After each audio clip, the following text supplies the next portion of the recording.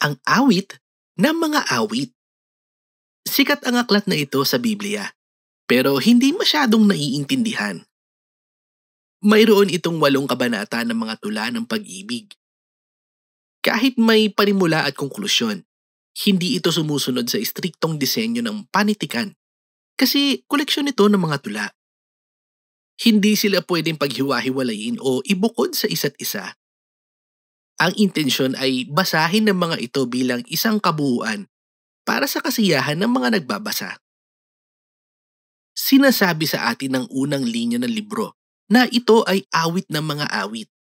Isang Hebrew idiom gaya ng banal na mga banal o ang hari ng mga hari. Sa Hebrew, paraan ito ng pagsasabi na pinakamahusay ang isang bagay. Kaya ito ang pinakamahusay sa lahat ng awit. Pagkatapos ay sinabi sa unang linya na ito ay awit ng mga awit ni Solomon. Ang pwedeng kahulugan nito ay siya ang sumulat. Kung sa bagay, pangalan niya ang unang mababasa sa libro. Pero habang binabasa mo ang mga tula, makikita mo na ang pangunahing boses ay isang babae, ang minamahal. At kahit may boses din ng isang lalaki, hindi ito tumutukoy kay Solomon. Nabanggit si Solomon ng ilang beses sa mga tula, pero hindi siya kahit kailan nagsasalita. Kaya maiintindihan mo na talagang malabo na si Solomon ang sumulat ng aklat, kahit pa may 700 siyang asawa. Para sa mga nagmamahalan sa awit ng mga awit, sila lang ang para sa isa't isa sa buong mundo. Kaya ang pangalan ni Solomon ay tumutukoy sa tradisyon ng karunungan ni Solomon.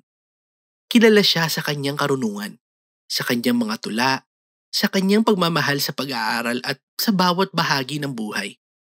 At si Solomon ang naging ama ng panitikan ng karunungan sa Israel. Kaya ang kanyang pamana ay pinagpapatuloy ngayon dito sa koleksyon ng mga tula na tumatalakay sa pag-ibig at sexual na damdamin. Ipinapakita sa panimulang tula ang pangunahing tema ng aklat na ito. Maririnig natin ang boses ng dalaga na nalulugod sa kanyang kasintahan, isang pastol. Hindi pa siya kasal sa kanya, pero malinaw na naipagkasundo na sila at gustong-gusto na nilang magsama. Sa panimula, ang mga tula ay pabalik-balik na dumadaloy mula sa babae para sa lalaki. Palipat-lipat mula sa isang eksena tungo sa isa pa na parang walang malinaw na diretsyong pagkakasunod-sunod o daloy ng kwento. Dumadaloy ang mga tula na parang paikot-ikot na tugtugin, habang paulit-ulit na binubuo ang mga pangunahing larawan at ideya. Ang isang pangunahing tema na bumibigkis sa mga tula ay ang matinding damdamin ng magkasintahan para sa bawat isa. Pinapahayag ito sa kanilang tuloy-tuloy na paghahanap sa isa't isa at pagkikita. Matapos ang panimulang tula, magkahiwalay sila pero patuloy na hinahanap ang isa't isa. Kaya tatawag ang babae o magigising mula sa isang panaginip at hahanapin ang kanyang kasintahan at magkikita sila ng higit pa sa isang beses. Yayakapin ang isa't isa at kapag umiinit na ang mga tagpo, biglang matatapos ang eksena at magsisimula ng bago. Magkakahiwalay sila, hahanapin ang isa't isa at ganoon ulit ang mangyayari.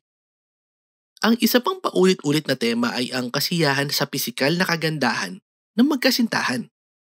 Maraming beses na hihinto sila sandali at ilalarawan ng bawat isa gamit ang detalyadong paglalarawan. Mahalagang maintindihan sa puntong ito na ang mga paglalarawan na ito sa Hebrew na tula ay hindi literal. Kung susubukan mong iguhit ang larawan ng mga taong ito batay sa mga paglalarawan, magiging katawa-tawa ang itsura. Ang dapat mong gawin ay pag-isipang mabuti ang ibig sabihin ng mga imaheng ito na naglalarawan sa lalaki at babae. Habang binabasa mo ang daloy ng mga tula, patuloy na nabubuo ang tensyon sa kanilang nararamdaman, kagalakan at paghanga sa isa't isa. At ang paikot-ikot na pag-uulit na ito ay sa paraan ng patula. Habang tumitindi ang pagtutok sa misteryo at kapangyarihan ng sexual na pagmamahalan. Pag-iisahin ang lahat ng ito sa konklusyon.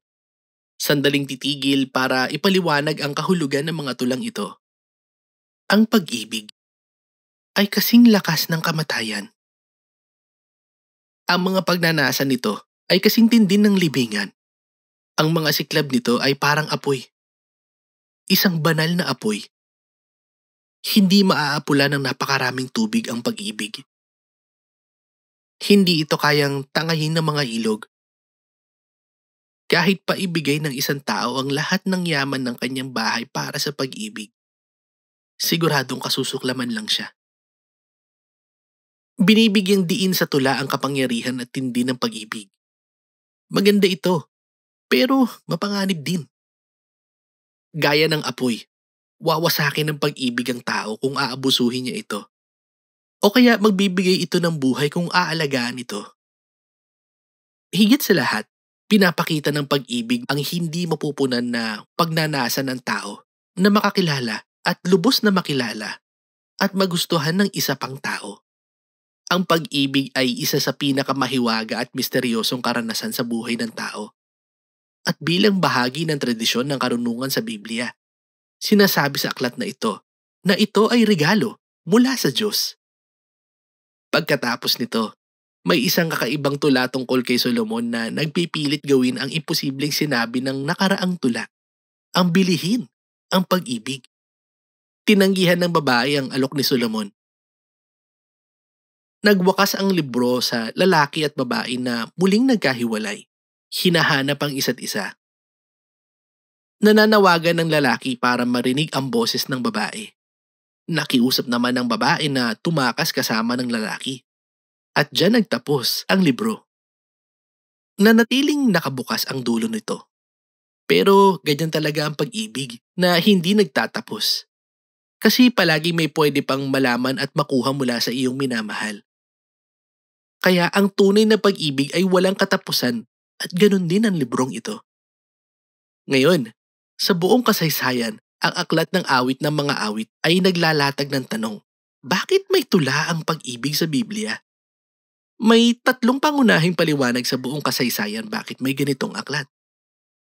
Sa tradisyon ng mga Hudyo, binabasa ito bilang allegory. Ang bawat tauhan ay may sinisimbolo.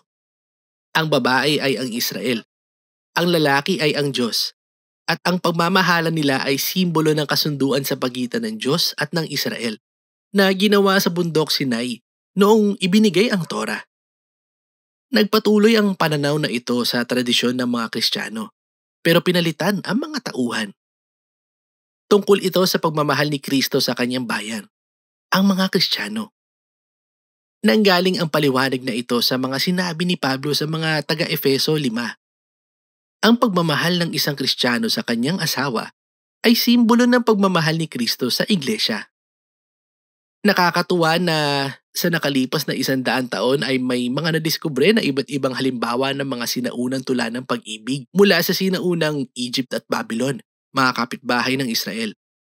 Katulad ang mga salita at paglalarawan ng mga ito sa awit ng mga awit. Makikita natin na ang mga tula ng pag-ibig ay mahalagang bahagi ng kultura ng Israel.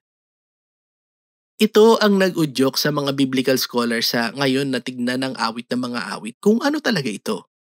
Koleksyon ng mga tula ng pag-ibig sa Israel na sumasalamin sa banal na regalo, ang pagmamahal. Pero hindi ibig sabihin na pangsinauna lamang ito na tula ng pag-ibig. May pangunahing katangian ng mga tulang ito na lilitaw kapag babasahin mo sila bilang bahagi ng lumang tipan. At yun ay ang napakaraming beses na ginamit ang mga larawan ng hardin. May malakas na pag-uulit sa hardin ng Eden at ang magandang tanawin sa pagitan ng mag-asawa sa mga unang kabanata ng Genesis. Ang larawan ng lalaki at babaeng hubad at mahina, pero ganap na magkaisa at ligtas sa isa't isa, ay nakikita sa likod ng awit ng mga awit. Sa mga tulang ito, nakikita natin ang pagmamahalan ng mag-asawang hindi nasira ang ugnayan dahil sa pagkamakasarili at kasalanan. Kaya sa huli, ang awit ay may matibay na pag-asa na kahit madalas nasirain ng pagiging makasarili ang ating mga relasyon, ang pag-ibig ay isang napakalaking regalo na nagtuturo sa atin sa bagay na higit na dakila. Ang pag-ibig na regalo ng Diyos, na balang araw ay pupuno at babago sa kanyang minamahal na mundo. At tungkol dyan, ang awit ng mga awit.